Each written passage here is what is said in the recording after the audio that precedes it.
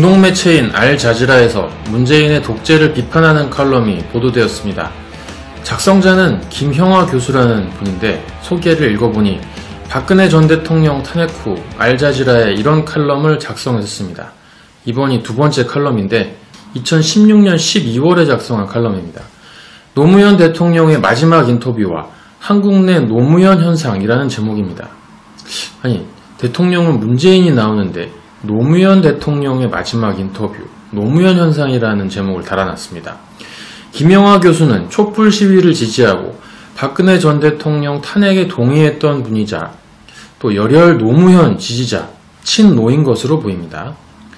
촛불 시위에는 중국인 유학생들이 당시에 대거 동원되었었습니다. 친노 세력은 중국을 왕처럼 섬기며 미국의 BLM 시위에서 중국인들이 동원되었듯 중공이 촛불 시위에 중국인들을 투입하는 것을 그냥 보고 같이 즐겼습니다. 지금은 그들이 원하는 세상이 되었고요. 그런데 친노 진영에서 문재인에 대한 공격이 거세어지고 있습니다. 유력 대선 후보인 이재명의 행보를 보면 일련의 흐름과 연관이 있어 보입니다. 최근 이재명은 문재인의 청와대와는 선을 긋고 있습니다. 이재명은 중국에서 선호하는 정치인으로 꼽힙니다. 하지만 중국이 더 좋아했던 정치인은 박원순일 것입니다. 한국이 중국의 한국인의 권리와 세금을 풀어헤치는 데에 박원순이 바로 1등 공신이었기 때문입니다. 박원순이 살아있었다면 이재명이 대선 후보로 거론이 되었을까요? 최근 이수혁 주미대사는 안보는 미국, 경제는 중국이라는 발언을 해서 도마 위에 올랐습니다. 기사를 읽어보겠습니다. 미국은 우리의 동맹이고 중국은 가장 큰 무역 상대라는 지정학적 특수성을 고려해야 한다, 이렇게 말했습니다. 이어서 이 지정학적 특수성은 양날의 검이며 우리가 어떻게 활용하느냐에 따라 강점이 될 수도 약점이 될 수도 있다고 말했습니다.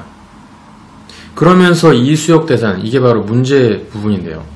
우리는 안보는 한미 동맹에 기대고 있고 경제협력은 중국에 기대고 있다라고 평가했습니다. 한 나라가 안보만으로는 존속할 수 없고 경제도 안보만큼 중요하다며 두 요소는 어느 한쪽이 더 중요한 게 아니고 같이 가야 한다고 말했습니다. 한국에 중국이 미국만큼 중요하다는 것입니다. 이수혁 대사는 지난 6월에도 우리는 미중 사이에 선택을 강요받는 국가가 아니라 선택할 수 있는 국가라는 자부심이 있다 라고 말을 해서 미국 국무부의 반박을 자초한 일이 있습니다. 당시 미국 국무부는 이렇게 반박을 했는데요. 한국은 수십 년 전 권위주의를 버리고 민주주의를 받아들였을 때 이미 어느 편에 설지를 선택했다면서 이 대사의 발언에 불편한 기색을 내비쳤습니다. 누가 보아도 친중 성향이다, 이렇게 알 수 있습니다. 6월 달에도 벌써 그런 말을 했기 때문에 사견이었으면 외교부에서 제지를 했겠지만 그게 맞는 내용이니까 그렇게 이야기하라고 외교부에서도 뭐라고 이야기를 안 했겠죠. 자, 그러면서 한국은 미국에서 무기는 어마어마하게 구입을 해주고 있습니다. 세금 걷어서 엄청 걷어서 다 사줄 테니까 야, 중국하고 교류하는 건 좀 내버려둬. 딱 이 내용입니다. 문재인 정부가 착각하는 것이 있습니다. 안보와 경제는 별개다라는 것입니다. 아니, 안보와 경제는 같이 가는 것이지 어떻게 별개라는 겁니까? 미국 군사동맹으로 추진하는 중국의 1대1로를 완전 씨를 말리겠다라는 배경이 바로 이 블루닷 네트워크에 있는 것입니다. 그런데 중국과 경제협력을 해 나아가겠다. 미국이 과연 동의할까요? 자, 그래서 지금 피를 본 나라가 바로 일본입니다. 지금 문재인 정부는 일본의 뒤를 이으려고 시동을 걸고 있는 것입니다. 아니, 왜 전 세계가 중국과 선을 긋는데 저 고집을 부리는 걸까요? 자, 이수혁 대사의 고향은 전북입니다. 지금 전북은 중국과 농업 분야에서 협력하기 위해 구슬땀을 흘리고 있다는 보도가 쏟아져 나오고 있습니다. 그리고 전북에는 중국과 연결고리인 새만금공단이 있습니다.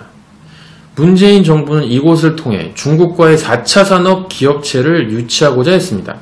지금도 변함없이 교류 협력을 강화하고 있고요. 경제만 교류하는 게 아니라 미술 교류도 하고 있습니다. 중국이 관광객도 곧 몰려 들어온다고 하니 결국은 중국과는 군사적 교류만 제외하고 뭐 전부를 그냥 교류하고 있는 거라고 봐야 되는 거죠. 말이 좋아 교류지. 망해가는 중국인들의 도피처로서 그 위상을 공고히 하고 있는 것입니다.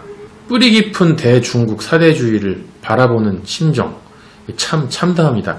이 시국에 이 미중 전쟁의 이 대결의 시점에 저 중국 사대주의를 계속 바라보는 심정 너무나 참담하고 솔직히 기대했던 것보다도 훨씬 심한 것 같습니다. 이 알자지라의 문재인 독재에 대한 악평 기사로 돌아오겠습니다. 자, 이 알자지라에게 큰 영향을 미치는 사람이 한 명 있습니다. 뭐 많은 재벌들이 영향을 미치겠지만 문재인을 선거 전에 문재인을 그렇게 지원 사격해 주었던 빌 게이츠입니다. 컬럼비아 저널리즘 리뷰에 따르면 빌 게이츠는 알자지라를 포함한 전 세계 주요 언론에 자금을 퍼부었습니다.